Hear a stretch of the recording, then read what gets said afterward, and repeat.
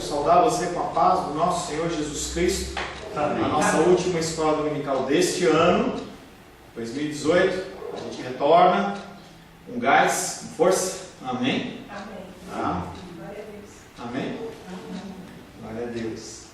Ora ao Senhor que Ele possa nos dar nesta manhã o entendimento, a sabedoria, a capacitação para entender os desígnios dEle. Hoje pela manhã a Guilherme postou uma fotinha lá que o caminho nunca foi prometido que seria fácil.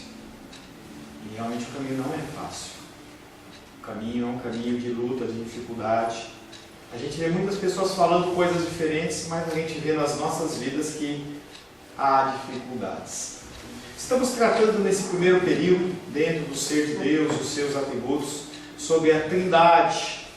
E eu vou fazer um breve resumo, como nós sempre fazemos, a respeito do que nós falamos no domingo passado pela manhã. Nós falamos que esse termo Trindade ele não é encontrado na Bíblia. Ele é um termo que é um termo teológico que começou a se utilizar a partir de 220 depois de Cristo. Logo após o início da igreja primitiva, eles procuravam um termo para designar a figura de Deus Pai, Deus Filho e Deus Espírito Santo e colocaram o nome de Trindade.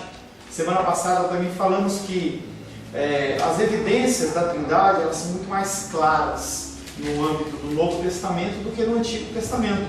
Porque a revelação de Deus para o homem ela é progressiva. Começa em Gênesis e acaba em Apocalipse. Então você vai recebendo a revelação como que a conta-gotas para você poder entender. E aí quando você se fala da Trindade, que é algo que aparece esse termo depois da morte e ressurreição de Cristo, a gente tem que analisar sobre aquela ótica para depois voltar para o Antigo Testamento, porque é mais fácil. No Antigo Testamento há sim a condição da Trindade, mas dentro de uma condição mais, você tem que cavar um pouquinho mais, você tem que prestar um pouquinho mais de atenção.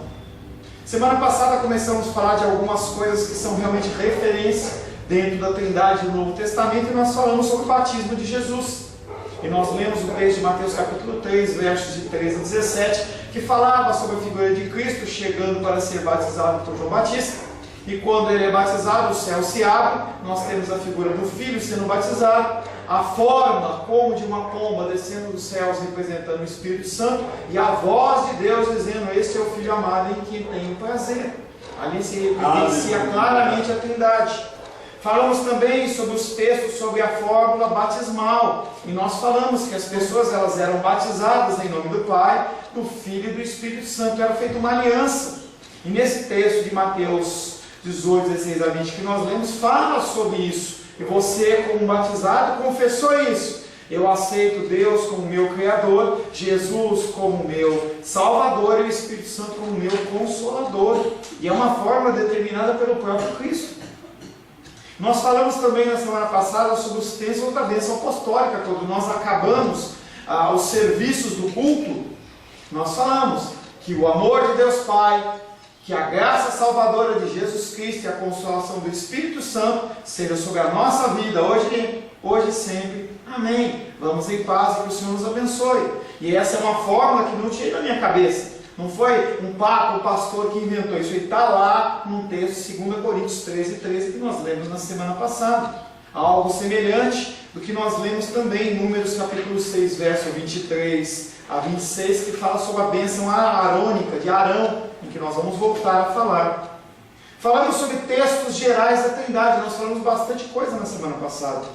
Falamos sobre 1 Coríntios 12, de 4 a 6, em que aparece a figura de Deus, o Espírito Santo e Jesus capacitando a igreja no ministério, no seu serviço e no seu labor. Nós somos comissionados por Deus, como o irmão Cláudio falou, por embaixadores, mas nós somos capacitados por cada figura da Trindade em algo especial. O Espírito Santo, por exemplo, é aquele que nos dá os dons. Em Efésios capítulo 4, de 4 a 6, nós falamos também sobre uma unidade do corpo. Uma unidade do corpo que faz referência à unidade também da Trindade. Em 1 Pedro capítulo 1, verso 1 e 2, e Judas, versos 20 e 22, nós falamos que cada figura da Trindade executa algo especial dentro da nossa salvação. Quem escolhe, quem determina, quem coloca nos caminhos de Deus, de Jesus Cristo, os salvos, é Deus. Jesus olha nos evangelhos e fala assim: Senhor, nenhum do que me destes eu perdi, a não ser aquele ao qual estava a palavra designada, chamado Judas. Então, quem fala, quem é Deus. Mas como essas pessoas vão adentrar no repouso eterno se são pecadoras? Eu e você. Todos pecaram e carecem da glória de Deus. Há um pecado cometido e nós temos uma dívida perante Deus. O sangue do Cordeiro faz essa função. Deus Pai diz: você é Jesus Cristo, passa o sangue do Cordeiro sobre os nossos pecados, mas mesmo assim nós temos que ser convencidos do pecado. E aí na nossa caminhada, conforme a palavra vai ser exposta, a palavra que é o próprio Cristo, o Espírito Santo nos convence do pecado, da justiça e do juízo. Alguns são convencidos automaticamente quando a palavra é falada, outros precisam de um tempo para digerir. Ontem eu estava dando uma aula lá em Taguatinga, e eu comecei a falar alguns conceitos lá sobre hierarquia, sobre a figura de Deus Pai, Deus Filho, algo dentro desse meio que nós estamos trabalhando aqui. E um rapaz discordou veementemente, ele foi ficando nervoso, bravo, e aí ele falou assim: pastor, eu acho que nós estamos confusos. Eu falei: querido, eu não estou confuso. E aí ele ficou mais bravo ainda, levantou no meio da aula e foi embora. Aí eu fiquei olhando aquilo, e eu pensei assim: poxa vida, né? A pessoa tem que entender que há conceitos que a gente precisa absorver, mas ninguém está exigindo que você mude da água para o vinho de uma hora para outra. E se algo que é falado não procede, você ouve tudo e retém o que é bom. E aquele rapaz saiu lá. E aí ele foi, passou uma hora de aula, nada dele voltar. Depois do intervalo, entendeu? Eu estava lá fora esperando os alunos voltar. Ele vem marchando, catei ele pelo braço, dei um abraço, falei um monte de coisa para ele. Falei: cara, não se preocupa com isso, cara. Se você não acredita, se você não entende, você não concorda, monte a sua opinião. O cristianismo é isso, gente.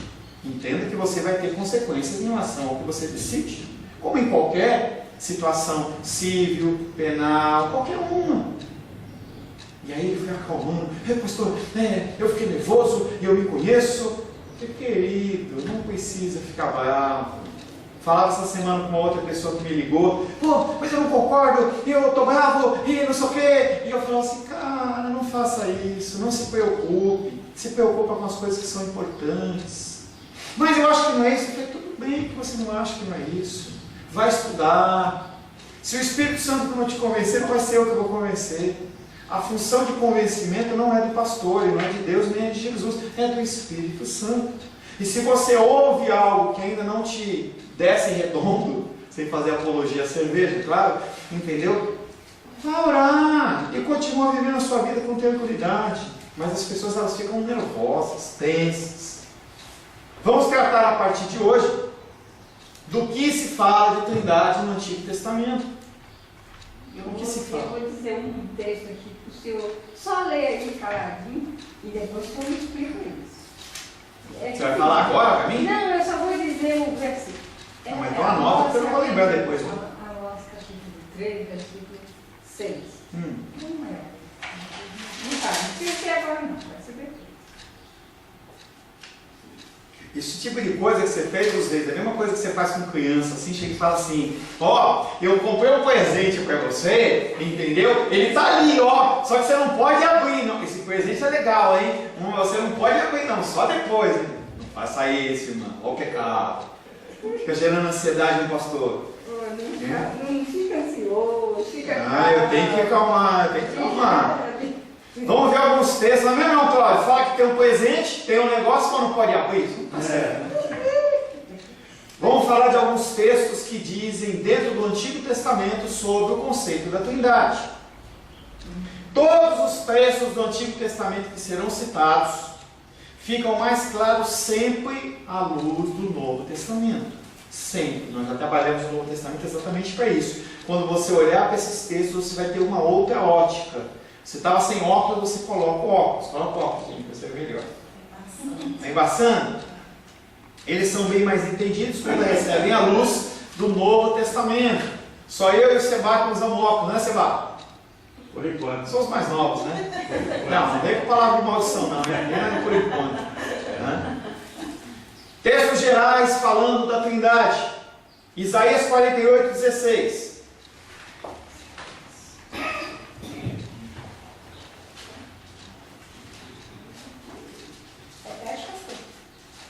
Deixa eu achar primeiro, que aí você acha por último. 48, 16. Isaías 48, verso 16. Chegai-vos a mim. Calma, Flor, deixa o povo achar. Enquanto eu estou ouvindo uma folhinha virando, espera. 48, 16. Chegai-vos a mim. Calma, Flor. O Cláudio está achando. Fala agora, Flor. Chegai-vos a mim e ouvi isto. Não falei em segredo desde o princípio. Desde o tempo em que isso vem acontecendo, tenho estado lá. Agora o Senhor Deus me enviou a mim e o seu Espírito. Chegai-vos a mim. Quem você acha que está falando aí? Lógico que é Isaías. Mas quem está falando? Deus Pai, Deus Filho e Deus Espírito Santo. Deus Pai. Não. As palavras desse verso foram colocadas na boca de Jesus. O verbo ainda não encarnado. As ovelhas ouvem a voz de quem? Do bom pastor. Por isso que ele fala: chegai-vos a mim. Tá? Deus enviou seu Filho e seu Espírito para realizarem a obra da salvação. Vamos de novo. Chegai-vos a mim. Jesus Cristo está falando através do profeta Isaías. E ouvi isso. Não falei em segredo desde o princípio, desde o tempo em que isso vem acontecendo. Tenho estado lá. Agora o Senhor Deus, ó a figura de Deus aí, me enviou. Quem que Deus enviou? Jesus. Então, você viu que o texto está falando de Jesus. Tá? De novo, chegai-vos a mim e ouvi isso. Não falei em segredo desde o princípio, desde o tempo em que isso vem acontecendo. Tenho estado lá. Agora o Senhor Deus me enviou, Jesus Cristo, e o seu Espírito, o Espírito Santo, falando do quê? De Pentecoste. Tá? Essa é a primeira passagem. Tudo bem claro para todo mundo? Claro. Beleza, irmão Cláudio? Deus Pai, Deus Filho e Deus Espírito Santo, amém? Amém. Segunda passagem, Isaías 59.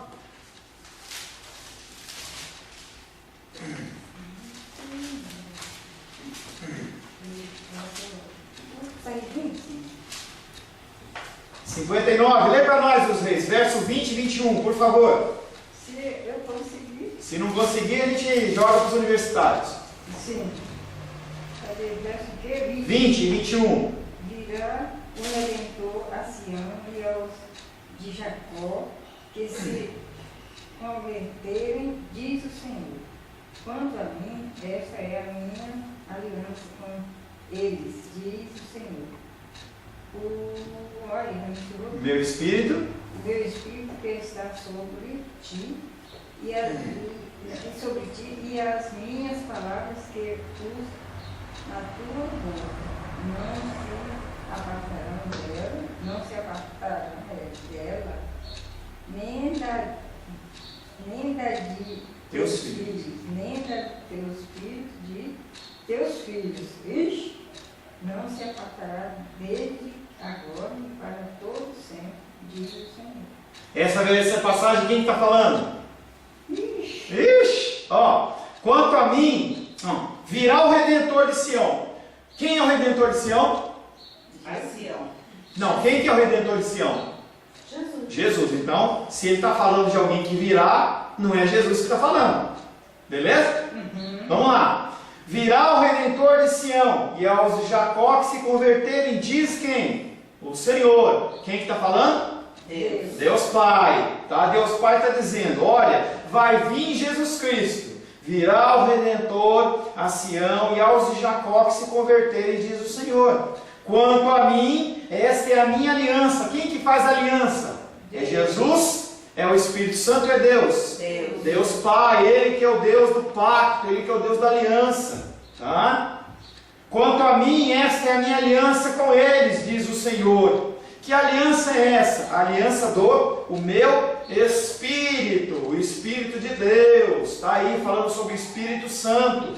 Então Deus ele fala primeiramente de Jesus, agora ele fala dessa aliança que vai ser feita, uma aliança feita através do Espírito Santo, que está sobre ti, e as minhas palavras que pus na tua boca, não se apartarão dela, nem dos seus filhos, nem dos filhos dos seus filhos, não se apartarão desde agora e para todo sempre, diz o Senhor. Bem claro a figura de Deus, falando que Ele quer aliança. Uma coisa que eu não comentei, quem que coloca a palavra na boca dos profetas? Deus. Assim diz o Senhor. Estou falando de Deus Pai, tá? Então é bem claro aqui a figura da Trindade. Fale, meu amor. É Amós capítulo 3, verso 6, né? Não, na verdade, fala sobre a aliança, né? Então, assim, dentro do sacramento, vou até voltando um pouco da aula anterior. Dentro do sacramento, né, que o sinal de aliança também é o batismo, eu gostaria de entender melhor. E aquelas que não têm a oportunidade de serem batizadas? Querida, premissa não é ser batizado. Todo aquele que... E o versículo, todo aquele que crer e for batizado, o que fala? Será salvo. Mas aquele que não está condenado.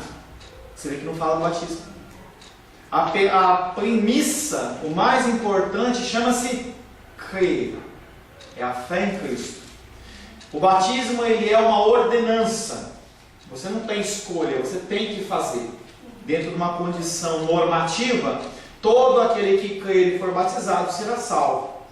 Agora o cara está no hospital, o cara está no hospital, na UTI, só está mexendo o olho, condição extrema, tá? Está na UTI, só consegue piscar o olho, e você começa a ministrar o evangelho para aquela pessoa numa visita daquela de 1 hora lá no meio do horário da família, e a pessoa começa a chorar, e você fala, você quer aceitar Jesus Cristo como seu Senhor e Salvador? A pessoa não consegue falar.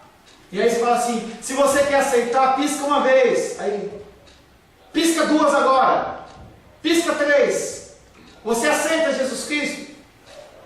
Você vai batizar o cara como? São situações extremas. Tá? Quem vai julgar esse tipo de condição? A figura de Deus. Deus... Não Deus, a figura de Jesus. Jesus é aquele que vai receber o julgamento. Jesus Cristo ele vai julgar. Foi uma conversão genuína? Não foi uma conversão genuína. Nós já falamos, quando a pessoa está prestes a morrer, ela fica querendo resolver tudo. Né, Edilene? Fica querendo resolver tudo. Nem sempre a conversão é genuína. Quem vai dizer isso? É Deus. Tá? Foi aceito. Mas o cara não foi batizado. Havia condição? Não. Ele vai decidir. Minha ótica, eu não vou fazer julgamento nenhum. Se o cara teve a oportunidade de ser batizado e não foi batizado porque não quis, eu não quero, você não, entendeu? Agora se a pessoa, o que acontece? O batismo, o que é o batismo? É nada mais, nada menos do que uma exteriorização do que você tem no coração, do que você já acredita. É como você dizer para uma pessoa que você ama ela desesperadamente, mas você só maltrata ela. Não tem sentido, entendeu? Não bate. Naturalmente, se uma pessoa ela aceitou Cristo verdadeiramente, ela quer fazer tudo o que o Senhor ordena que ela faça. Inclusive falar do amor dele, pregar o Evangelho, ter comunhão com a igreja. São coisas que são indicadores. Tá? Então a regra é, todo aquele que crer e for batizado será salvo. Aquele que não crer já está condenado. Então como vai ficar a figura do batismo? Com certeza é uma situação individual ao qual Jesus Cristo ele vai julgar se a pessoa fez porque não quis, fez porque às vezes ficou zelosa. A Edilene conta o testemunho dela e fala assim, eu ia mas não fui, entendeu? Porque eu olhava para mim assim, mas não estou pronta ainda, mas depois foi. Cada situação é uma situação. Amém? Amém? Isaías capítulo 61, verso 1, 2 e 3. Seba, por gentileza. O Espírito do Senhor Deus está sobre mim, porque o Senhor me ungiu para pregar boas novas aos quebrantados.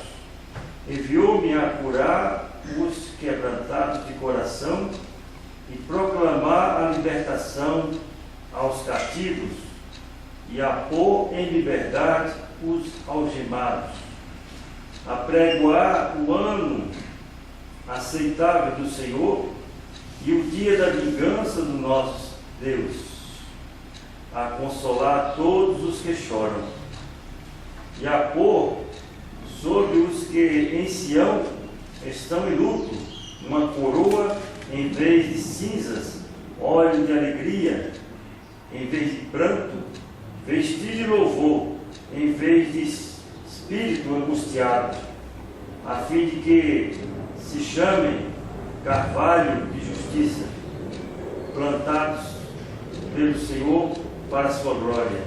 Sebastião, esse texto está falando de Deus Pai, Deus Filho e Deus Espírito Santo no começo? Aqui fala o Senhor Deus. Não, o Espírito do Senhor, O Espírito do Senhor Deus está sobre mim. O Espírito do Senhor está sobre mim. Ele está falando de quem? Espírito Santo. Ele está falando de quem? Espírito Santo. Não. Quem que tem o Espírito do Senhor sobre ele? Jesus.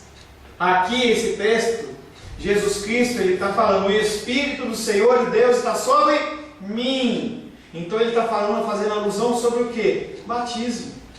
Está falando que no batismo isso iria acontecer. O Espírito do Senhor Deus está sobre mim, porque o Senhor me ungiu. Quem que ungiu Jesus? Deus. Para pregar boas novas aos quebrantados. Quem que pregou boas novas aos quebrantados? Jesus. Foi Deus, Pai? Não. Foi o Espírito Santo? Não. Foi um anjo? Não. Foi Jesus.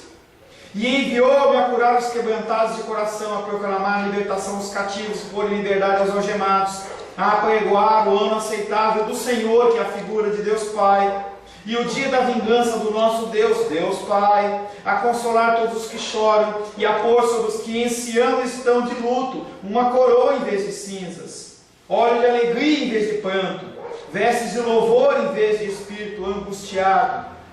Essa é a resposta daquele post seu lá.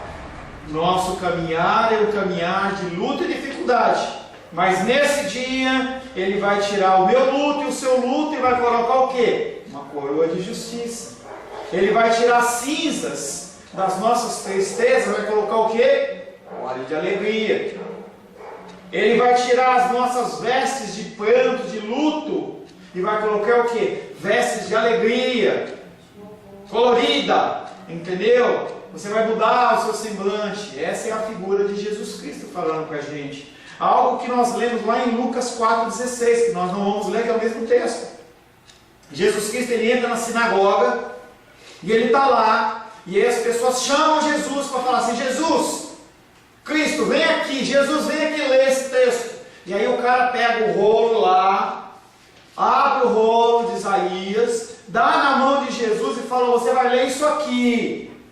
Jesus, ele não leu o que ele quis, ele leu o que foi apresentado a ele. E aí ele lê exatamente esse texto que faz a referência por ele. Como é linda e maravilhosa a palavra de Deus. Aqueles homens não sabiam o que ia acontecer, mas Jesus sabia. Quando ele abre o texto, ele vem falar exatamente sobre a figura do Messias, ele lê esse texto, e depois ele olha e fala assim, hoje acabou de se cumprir esta profecia. Ou seja, o que tinha sido proclamado por Isaías a respeito do Messias há 600 anos atrás, povo da sinagoga, judeus, está se cumprindo agora, ó, na figura da minha pessoa. Os caras ficaram chocados. Ficaram chocados, porque Jesus Cristo não leu o que ele quis. Era muita coincidência ele ler um texto exatamente daquele ali e finalizar falando que se cumpriu sobre a vida dele.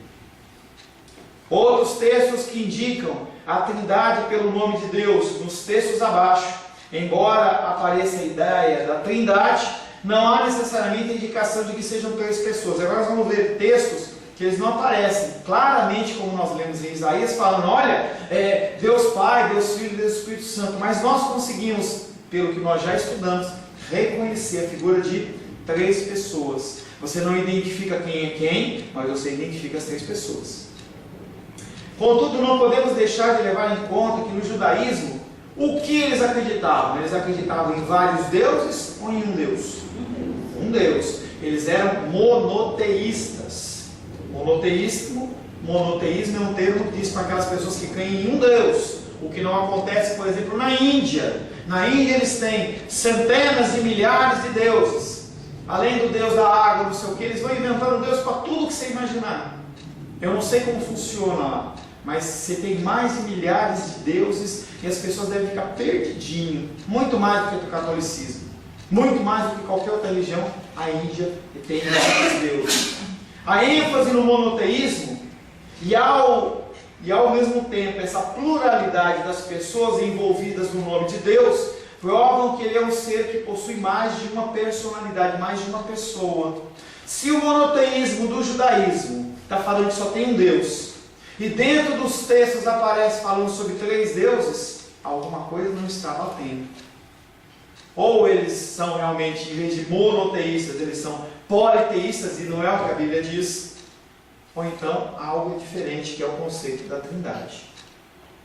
A conclusão acerca da doutrina da Trindade nesses textos é apenas deduzida da ideia da Trindade que nós já falamos no Novo Testamento. Embora haja ênfase na unidade de Deus, as Escrituras indicam a pluralidade de pessoas na divindade. O nome de Deus, que nós já falamos, que é aquele YHWH, que algumas pessoas traduzem por Jeová e Yahvé, não é esse o nome da tradução certa, está sempre no singular. Quando você lê na Bíblia, que nós não temos o hebraico, mas se a gente tivesse uma Bíblia hebraica para você ler, e você lesse lá, quando se fizesse referência a Deus e Yahvé, você ia ver que está no singular. É como se falasse assim: uma cadeira, uma mesa, um altar, um celular. Sempre se faz a referência de Deus em relação a uma pessoa. A palavra, a tetragrama YHWH, que a gente chama de Yahvé, ele faz referência a um Deus. Tá? Está sempre no singular, enfatizando a natureza essencial de Deus. Enquanto o primeiro nome de Deus mencionado nas Escrituras, lá em Gênesis 1, abre lá, Gênesis 1.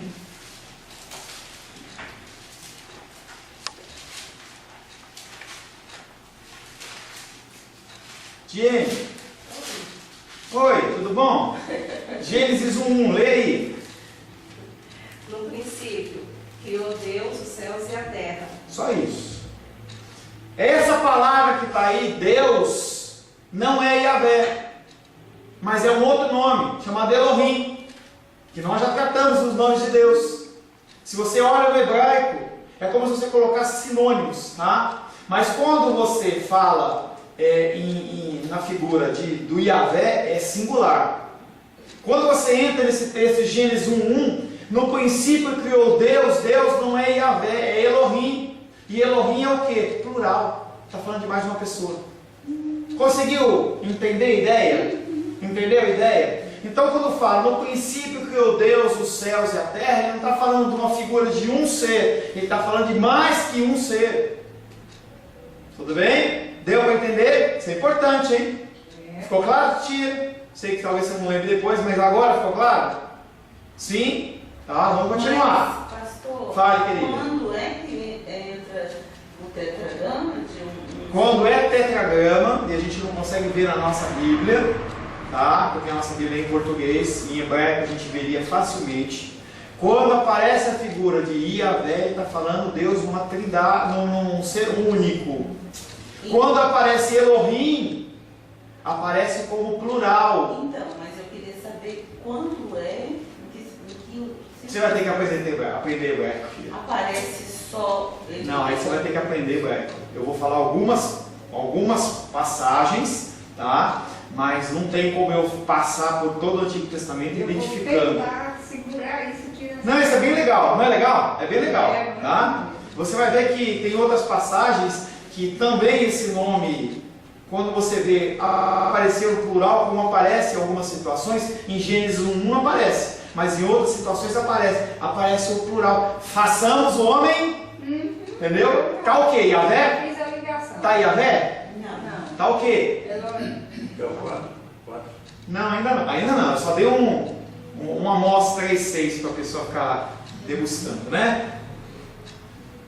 Foi muito. Voltando. Tá? Em Gênesis 1, Elohim é um plural de majestade.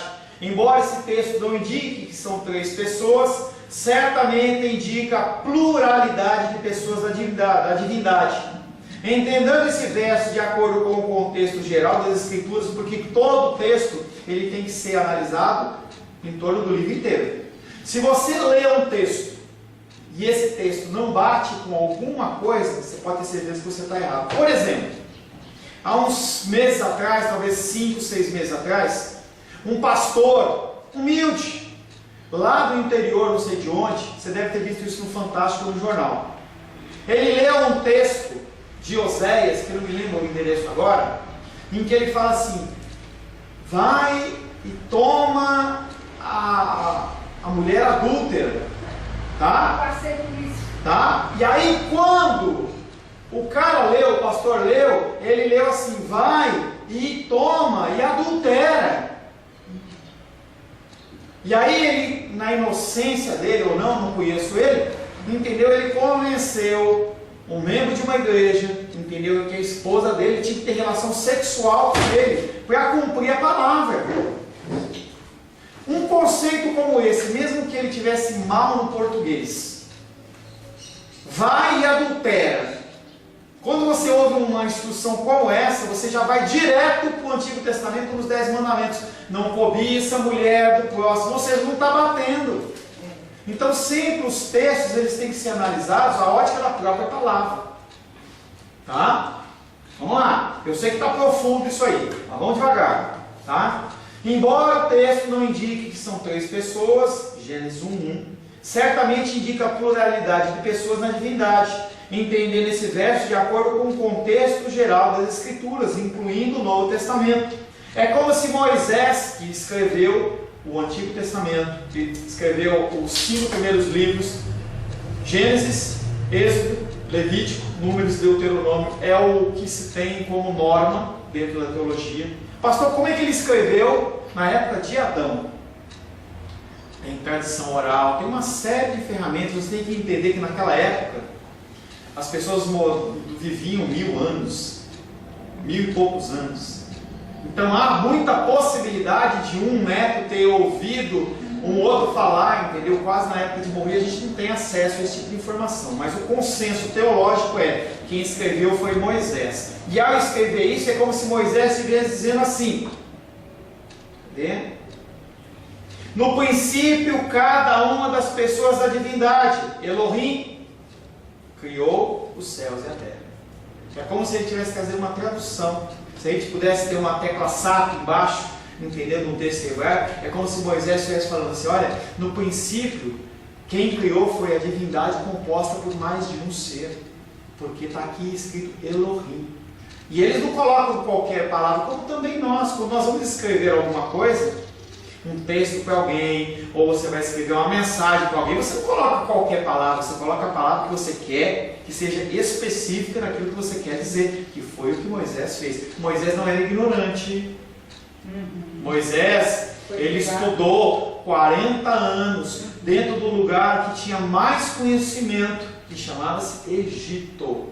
Apesar de ele ter problema de fala, Moisés ele não era burrão, ele era inteligente. Os escritores da Bíblia são inteligentes, em especial pela inspiração de quem? Do Espírito Santo. Você acha que o Espírito Santo ia permitir que o cara trocasse uma palavra de uma coisa para outra, dando um outro significado? De jeito nenhum.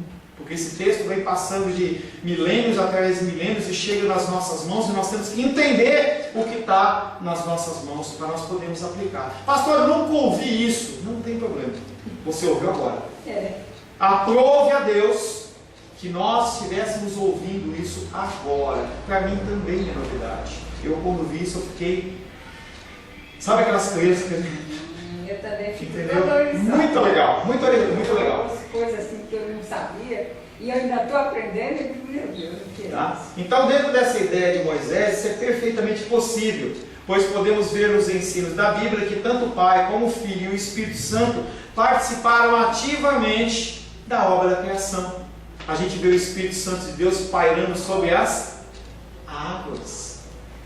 Quando Deus olha e fala assim: haja luz, Ele só fala, mas quem faz é quem? É Cristo, porque tudo foi feito por Ele, para Ele e através dele. Cada um tem uma função. É lindo e maravilhoso, gente.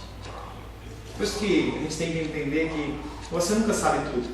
Cada vez a gente vai aprendendo mais. Você conhece todo um quartinho, aí o Senhor abre uma nova porta, você vai abrir, você não foi estudar. Pastor, eu era para ter estudado muito. Não era, Flor. Se fosse, você tinha estudado. Mas era. Se fosse. Eu fico tão fascinada com essa história dessa cultura. Ela mexe com o meu corpo todinho, mexe com minha alma, mexe com o meu ser. Eu sou assim, mas infelizmente eu não fui a lugar nenhum. Não foi, infelizmente, querida, porque Deus ele é soberano e Ele cumpriu o propósito através da sua vida do jeito que você era.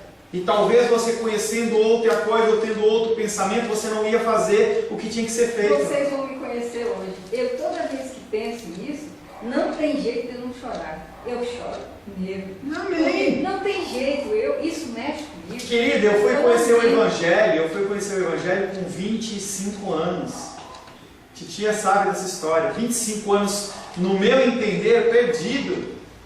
Em que eu trabalhei com batalha espiritual e eu olho e falo assim, 5, 6 anos, perdido nada, eu cumpri a vontade do Senhor. Ele é soberano, Ele fez exatamente o que tinha que fazer para que as coisas acontecessem. Eu não sei porquê, porque desde criança que eu sou fascinada, quando eu tinha uma oportunidade de aprender alguma coisa, eu ficava desatinada, eu ficava louca, eu corria para cima. Pastor, deixa eu lhe dizer uma coisa, eu era a primeira aluna de um colégio, Colégio Dom Pedro II, lá no Tupi. Era a primeira aluna do colégio todinho. Agora eu estou burra desse jeito. Quando dissesse assim, chamava por parte todo mês, toda vez, e dizia, para fazer a classificação. Quando dissesse, Maria dos Reis, primeiro lugar. Um dia saiu um tal de Fernando junto comigo. Como é ela? Aí disse, Fernando, primeiro lugar. Eu quase perdi minha cabeça. Eu disse, pronto, o menino tomou minha frente. Aí, em seguida, eles disseram, Maria dos Reis, primeiro lugar. Ele saiu junto comigo, mas ele me passou para trás.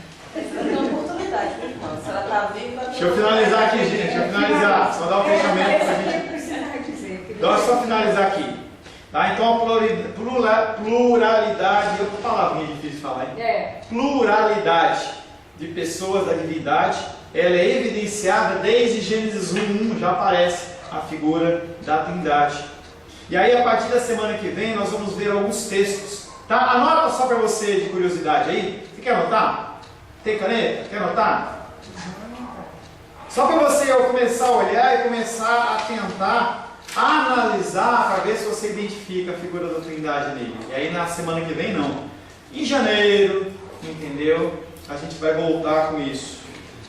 Você deixou um texto para eu olhar, eu vou deixar 3 para você ver. Mas depois eu lhe falo. Não olha aqui. Primeiro, J3510.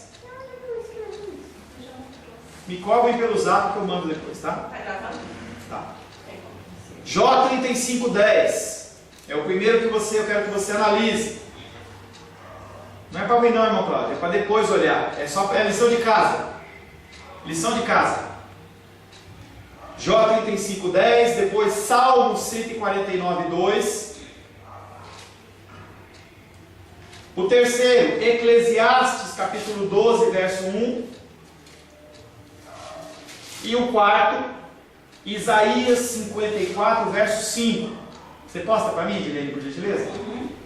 J3510, Salmo 149:2, Eclesiastes capítulo 2, verso 1, e Isaías capítulo 54, verso 5. Amém? Amém. Senhor, em nome de Jesus, queremos agradecer a Ti, porque o Senhor se apresenta a nós. Independente da nossa idade, independente do nosso conhecimento, o Senhor nos alcança com o Teu conhecimento, com o despertar do nosso coração. E nós te somos gratos. Nós, Pai querido, queremos consagrar a Ti tudo que o Senhor nos ensina. Que nós possamos aprender de Ti. Possamos, Pai, segundo a Tua vontade, colocar em prática para a glória, honra e louvor do Teu santo nome. Em nome de Jesus. Amém.